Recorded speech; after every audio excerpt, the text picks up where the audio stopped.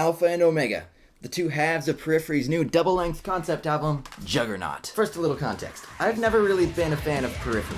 Over the last 5 years, they've become one of the most discussed and widely imitated bands in all of modern metal, and have brought the sub-genre of gent to the forefront, which is dumb. We don't need to categorize that much, guys. And yet, they've never really clicked with me.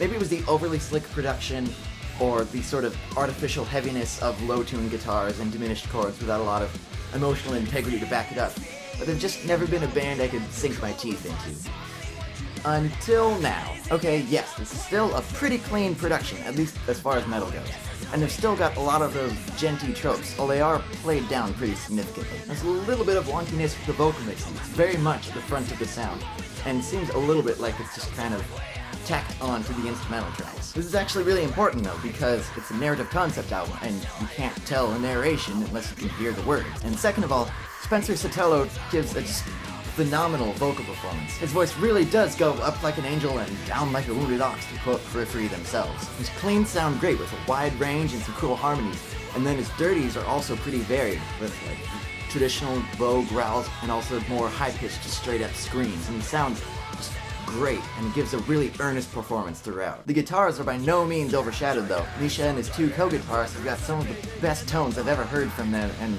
a lot of their peers also. And again, there's a lot of intricate harmonies in the guitar work, as well as really technical riffs, and just really emotional solos that takes the album to new heights.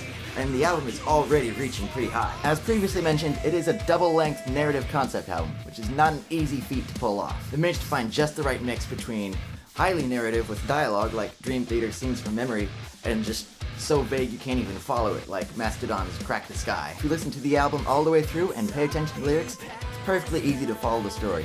And the moral isn't nearly so preachy as House of Golden Bones from Stone Sour, and I bet it would make a much better comic book too. And actually the highly conceptual nature of at least one of those divisive points of the album, in that it's highly unshuffleable. Other than the lead single of Alpha, most of the songs lose a lot of their emotional impact unless you listen to the album all the way through. And really, not many people are gonna sit down and listen to an album that's almost an hour and a half long all the way through these days. But I do that, and I've done that almost every day since I got this album, because I think it's fantastic. This album as a whole is one of the most emotionally honest releases I've heard in a long time, especially from this sector of music. And while I realize this isn't for everyone, if it sounds interesting to you, then I would definitely recommend picking up, because I love it, and maybe you will too.